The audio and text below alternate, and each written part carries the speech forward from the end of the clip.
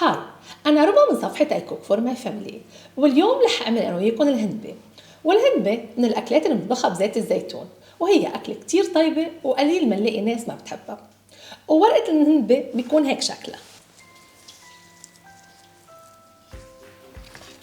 بطنجرة على النار عم بغلي فيها مي، رح بلش نزل الهندبة وتأكد أنها انغمرت بالمي.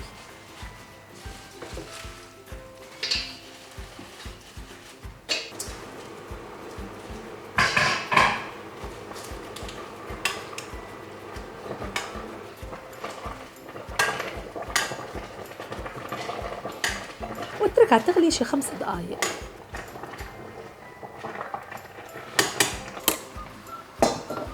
رح صفيها من المي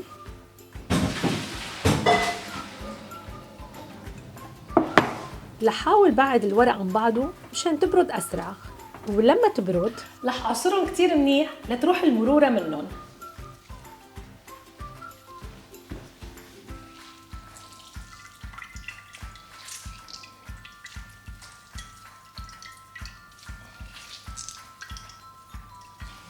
رح خليهم على جنب وبلش قطع البصل جوانح.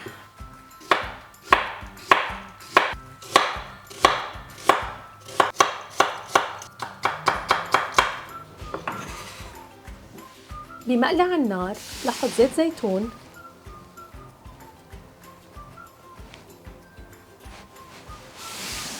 وضيف عليها البصل. رح اقلبهم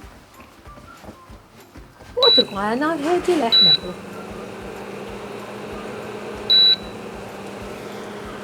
وبهالوقت رح اخذ الهندبة وبلش اقطعهم لقطع صغيرة.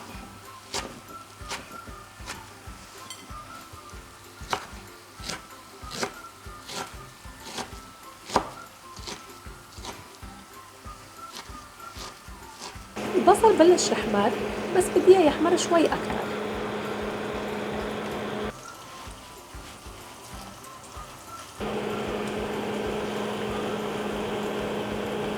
رح شيل شوي وحطه بالمصفية واتركهم على جنب مشان زين فيهم صحن التقديم. رح اجيب الهندبة وحطهم فوق البصل المقلي وحط لهم ملح وقلبهم مع بعض. رح ابرش عليهم شوية برش ليمون حامض وقلبهم.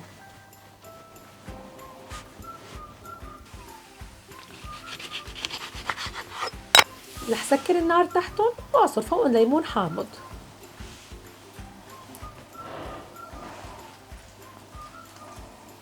الهندبة صارت جاهزة، رح انقلها على صحن التقديم وزينها بالبصل المقلي. مع عصرة ليمون حامض الهندبة صارت جاهزة. أكلة طيبة كتير، بتمنى منكم تجربوها وتعجبكم، وألف صحة وهنا.